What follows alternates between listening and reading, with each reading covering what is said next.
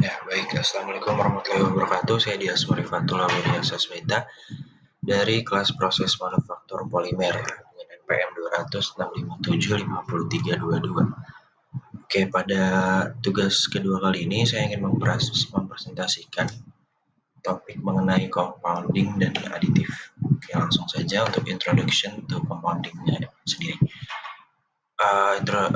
Compounding ini adalah pencampuran polimer adalah proses yang penting dalam pembuatan bahan polimer yang digunakan secara luas dalam berbagai industri karena sifatnya serbaguna. Proses ini juga melibatkan pencampuran dan modifikasi resin polimer dengan berbagai bahan tambahan seperti pengisi, penguat, atau polimer lainnya untuk menciptakan bahan yang disesuaikan dengan sifat-sifat tertentu. Compounding polimer ini memainkan peran integral dalam proses pembuatan polimer karena beberapa alasan berikut. Oke, alasan yang pertama itu adalah peningkatan sifat. Compounding ini memungkinkan produsen untuk meningkatkan atau memodifikasikan sifat-sifat inheren pada polimer dengan menambahkan bahan tambahan seperti plasticizer, bahan tahan api, UV stabilizer, atau agen penguat seperti serat atau nanopartikel polimer yang juga dapat disesuaikan untuk memenuhi persyaratan kinerja khusus seperti kekuatan, daya tahan, ketahanan terhadap api, atau ketahanan terhadap sinar UV. Kemudian untuk kemudahan pengolahan. Beberapa polimer ini mungkin memiliki keterbatasan dalam pengolahan seperti viskositas, leleh tinggi, atau karakteristik aliran yang buruk. Compounding dapat meningkatkan kemudahan pengolahan material ini dengan menggabungkan bahan tambahan yang meningkatkan aliran leleh dengan mengurangi gesekan atau menurunkan suhu pengolahan. Kemudian untuk konsistensi dan pengendalian kualitas. Di compounding ini juga dipastikan dispersi yang seragam dari bahan tambahan dan pengisi dalam matriks polimer yang sangat penting untuk menjaga sifat material yang konsisten dan kualitas. Hal ini juga membantu produsen menghasilkan material yang memenuhi standar industri yang ketat dan spesifikasi pelanggan.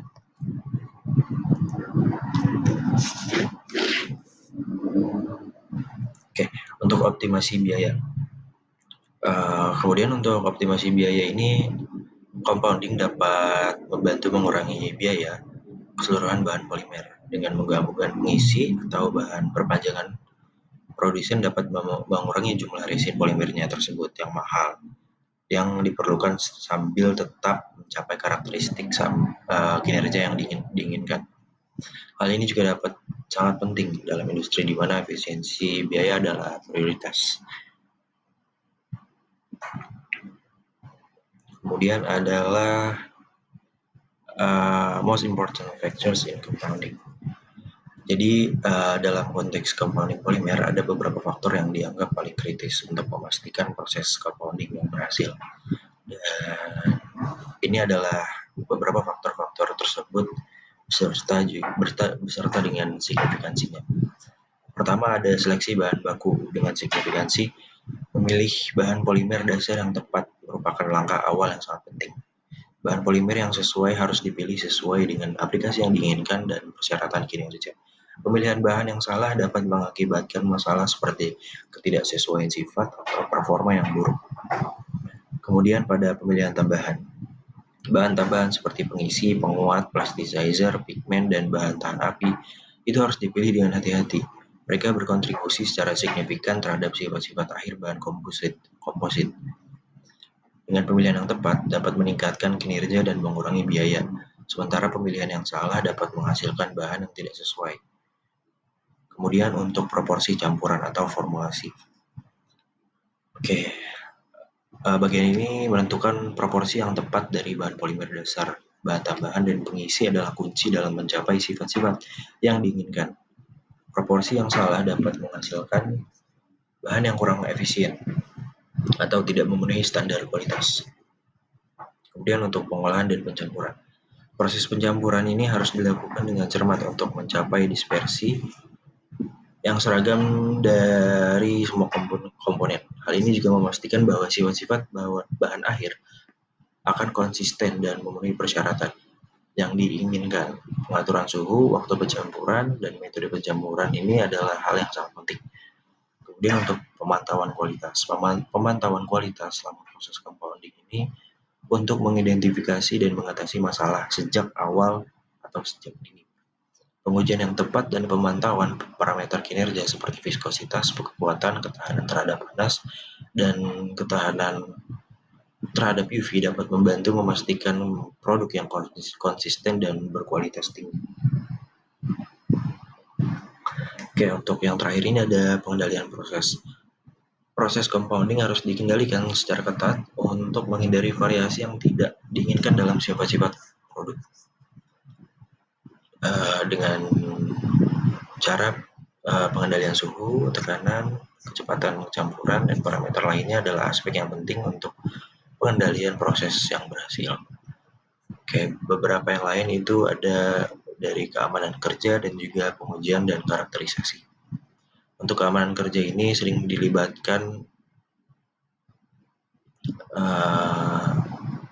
untuk keamanan kerja ini perlu dibutuhkan keamanan kerja yang baik, termasuk penggunaan peralatan pelindung pribadi dan prosedur yang aman. Penting untuk melindungi pekerja dari bahaya yang mungkin timbul selama proses. Oke, selanjutnya compounding equipment dan teknik. Oke, untuk peralatan dan teknik yang digunakan dalam proses compounding polimer ini adalah untuk menciptakan distribusi yang seragam dari bahan tambahan dalam matriks polimer. Oke, yang berkaitan dengan pertanyaannya itu adalah extruder baut ganda atau twin screw extruder.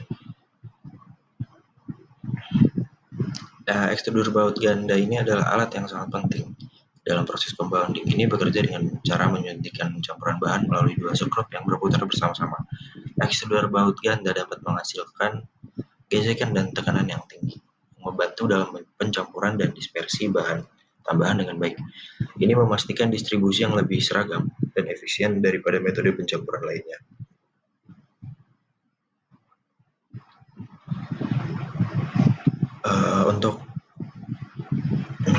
Kemudian tune screw extruder ini juga sangat penting dalam compounding karena kemampuan mereka untuk menggabungkan dan mencampurkan bahan tambahan dalam polimer dengan sangat baik.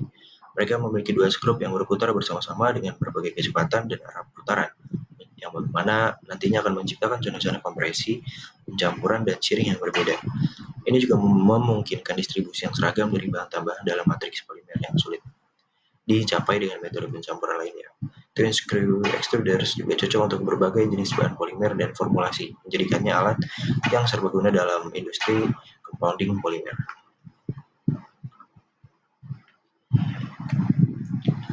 Oke, kemudian kita masuk dalam topik additive, types and classification of additive.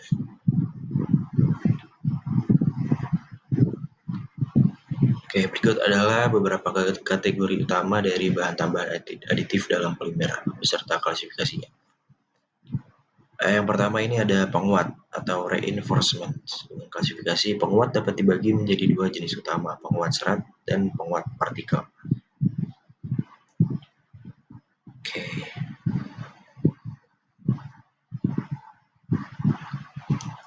Contohnya ini seperti yang pertama penguat serat. Contohnya ini seperti serat-serat kaca, serat karbon, dan serat aramid yang digunakan untuk meningkatkan kekuatan dan kekampuhan polimer. Untuk penguat partikel ini seperti nanopartikel silika atau nanokristal selulosa yang dapat digunakan untuk meningkatkan sifat mekanik dan thermal polimer. Kemudian untuk pewarna, klasifikasinya ini pewarna dapat dikelompokkan menjadi pewarna organik dan anorganik. Dengan contohnya, pewarna yang organik ini seperti pewarna tinta atau pewarna makanan yang digunakan untuk memberikan warna pada polimer.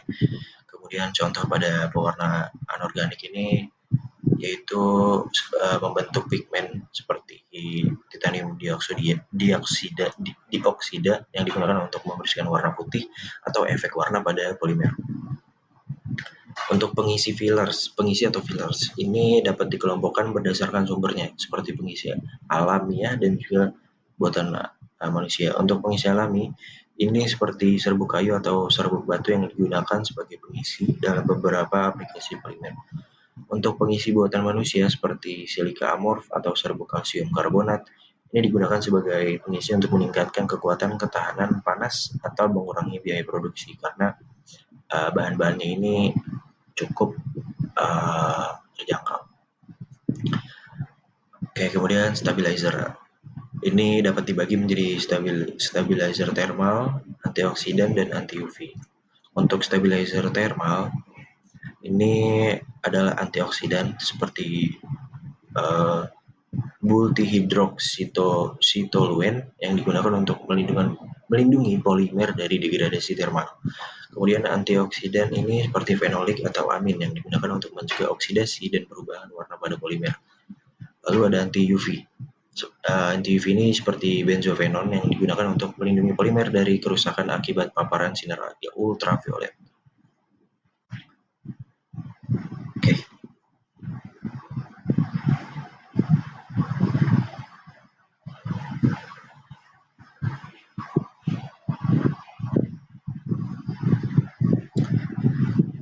Kemudian ada beberapa lagi, itu ada plasticizer yang mana dapat dibagi menjadi nonpolar dan plasticizer nonpolar dan polar.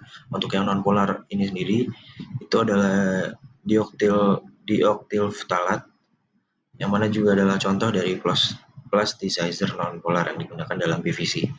Kemudian ada yang plasticizer polar yang mana menggunakan asam nitrat sebagai contoh dari plasticizer polar yang digunakan dalam beberapa polimer alami. Kemudian untuk pengisi aromatik. Pengisi aromatik ini mencakup komponen aromatik yang seperti minyak keton. Minyak keton digunakan sebagai pengisi aromatik dalam beberapa polimer untuk meningkatkan ketahanan terhadap peluruhan radiasi. Kemudian untuk bahan tahan api atau flame retardants. Dengan klasifikasi, bahan tahan api dapat dibagi menjadi bahan tahan api yang menghambat pembakaran dan juga atau memancarkan gas yang memadamkan api. Contohnya bahan tahan api seperti hidroksiapatit atau aluminium hidroksida yang digunakan untuk meningkatkan ketahanan terhadap api pada polimer. Kemudian yang terakhir ini ada pelembut atau softeners. Pelembut dapat dibagi menjadi pelembut dalam dan juga pelembut luar. Pelembut dalam seperti dioktil adipate atau DOA digunakan untuk meningkatkan kelembutan polimer. Sementara untuk yang luar ini seperti lilin parafin digunakan untuk meningkatkan kekilatan permukaan. Oke, untuk mekanisme pengisi atau fillers dan penguat reinforcement ini adalah untuk meningkatkan sifat-sifat polimer yang melibatkan interaksi pada tingkat molekuler dengan matriks polimer. Berikut adalah penjelasan yang lebih detail dan juga mekanisme beserta contohnya. Untuk penguatan ini yang tadi sudah dijelaskan, yang seperti serat kaca atau serat karbon atau serat aramid ini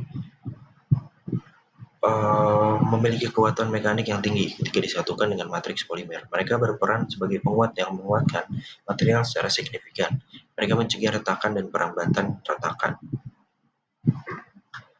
Kemudian penguat serat juga membantu mendistribusikan beban atau tegangan secara merata di seluruh matriks polimer. Ini menghindari konsentrasi tegangan yang bisa mengakibatkan kegagalan material. Kemudian penguat serat juga dapat berinteraksi secara kimiawi atau fisik dengan matriks polimer melalui ikatan antar molekul. Ini dapat meningkatkan ikatan antara penguat dan matriks, meningkatkan sifat-sifat mekanik dan termal material. Untuk pengisi atau fillers ini yang tadi sudah dijelaskan lagi mengenai seperti serbuk silika atau serbuk kalsium karbonat ini mengisi ruang antara rantai polimer. Ini dapat mengurangi kepadatan matriks polimer yang dapat mengurangi biaya dan berat material tersebut. Selain itu, pengisi juga dapat meningkatkan kekuatan dan kekakuan material secara keseluruhan. Kemudian pengisi penghambat pergerakan rantai polimer saat dikenai tegangan ini dapat meningkatkan ketahanan terhadap tegangan. Ini juga dapat membantu mencegah retakan dan deformasi material. Kemudian juga pengurangan penyusutan dan pembengkokan. Dengan mengisi ruang dalam matriks polimer, pengisi juga dapat mengurangi penyusutan dan pembengkokan saat pendinginan setelah pencetakan atau pembentukan. Contoh pengisinya yang tadi sudah dijelaskan seperti silika amorf, serbuk kalsium karbonat, dan juga serbuk kayu.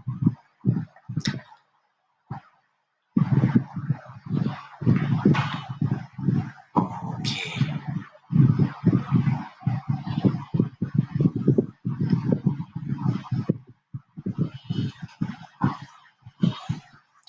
baik, kemudian untuk nucleating agents dan anti-steric agents dan juga common problems in compounding. Untuk nucleation agents ini adalah bahan tambahan yang digunakan dalam compounding polimer untuk mempengaruhi proses kristalisasi polimer. Peran utama agen nukleasi dalam compounding polimer adalah untuk meningkatkan kecepatan dan keefisienan kristalisasi polimer yang pada gilirannya dapat memengaruhi sifat polimer yang dihasilkan. Agen nukleasi bekerja dengan membentuk inti atau nukleus kristal yang berfungsi sebagai titik awal untuk pertumbuhan kristal selama proses pendinginan. Mekanisme agen nukleasi ini terdapat beberapa langkah, yaitu seperti penyediaan permukaan yang sesuai, penyediaan energi aktivasi rendah, kemudian pembentukan kristal awal. Contoh aplikasi dari agen nukleasi ini seperti talc atau talc. Ini sering digunakan sebagai agen nukleasi dalam plastik seperti polipropilena yang dapat membantu meningkatkan kekuatan dan transparansi polipropilena. Kemudian juga aplikasinya pada asam stearat dan juga pigmen titanium dioksida. Kemudian untuk antistatic agents in compounding. Agen antistatik ini memiliki peran penting dalam formulasi polimer. Mereka digunakan untuk mengurangi atau menghilangkan muatan statis dalam polimer yang dapat menyebabkan masalah seperti penumpukan debu, gangguan produksi, atau bahan kerusakan peralatan elektronik. Agen antistatik bekerja dengan cara mengurangi atau mengalirkan muatan statis dari permukaan polimer. Mekanisme kerjanya pada tingkat molekuler melibatkan dua langkah utama, yaitu penyediaan konduktivitas. Agen antistatik memiliki sifat konduktif atau hambatan listrik yang lebih rendah daripada polimer dasar. Mereka memungkinkan aliran muatan listrik dari permukaan polimer ke agen antistatik yang kemudian dapat disebarluaskan atau dihilangkan. Kemudian yang kedua, untuk penyebab dari penetrasi muatan. Agen antistatik cenderung bersifat hidrofilik, yang berarti mereka memiliki afinitas terhadap air. Molekul-molekul air di lingkungan sekitar dapat menempel pada agen antistatik, yang mana nantinya akan membentuk lapisan yang membantu menghancurkan muatan statis di permukaan polimer. Contoh antistatik dan aplikasinya ini ada seperti garam amonium dan juga garam ionik. Kemudian ada zat surfaktan. Oke, common problems in compounding. Dalam proses compounding polimer ada beberapa tantangan atau masalah umum yang dapat timbul pastinya. Masalah-masalah ini dapat berdampak pada sifat-sifat akhir polimer yang akan dihasilkan nantinya. Berikut adalah beberapa masalah umum yang sering dihadapi selama proses compounding, serta solusi atau penjagaan yang mungkin akan bisa dilakukan. Pertama ada degradasi termal. Oke, masalahnya ini peningkatan suhu selama proses compounding dapat menyebabkan degradasi polimer yang dapat mengurangi sifat-sifat mekanik dan tahan panas. Dengan solusi atau pencegahan seperti penggunaan pengontrol suhu yang tepat dan penjagaan suhu yang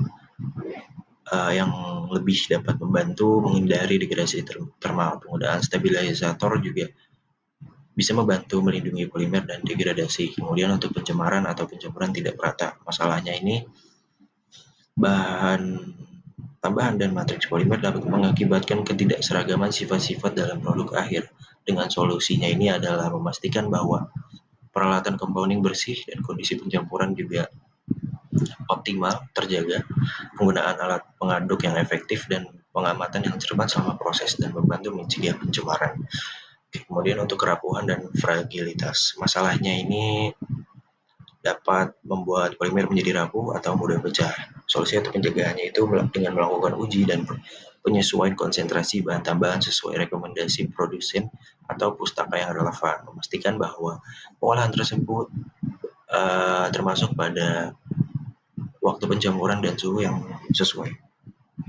Kemudian ada masalah pada sifat optik yang buruk. dengan solusi atau pencegahan seperti memilih bahan tambahan dengan hati-hati dan mengikuti pedoman yang direkomendasikan untuk menghindari perubahan sifat optik dalam beberapa kasus, penggunaan agen nukleasi atau pengontrol untuk menghindari perubahan sifat optik dalam beberapa kasus. Kemudian penyumbatan atau aus alat pencampuran. Solusi atau penjagaannya ini melakukan pemeliharaan rutin pada alat pencampuran dan memantau kondisinya. Kemudian untuk kontaminasi silang. Solusi dan pencegahannya ini bisa dilakukan dengan cara membersihkan peralatan antara setiap batch dan mengikuti protokol pemrosesan yang ketat. Itu dapat mencegah kontaminasi silang. Kemudian hilangnya bahan tambahan volatil. Bahan tambahan volatil seperti pelarut dapat menguap selama proses, dan itu akan mengakibatkan terganggunya komposisi akhir. Untuk solusinya ini dapat dengan menggunakan metode penyaringan atau metode lainnya untuk mengurangi hilangnya bahan tambahan volatil dan memastikan ketelitian dalam penimbangan bahan tambahan. Baik, mungkin sekian itu saja yang dapat saya presentasikan pada tugas kedua ini.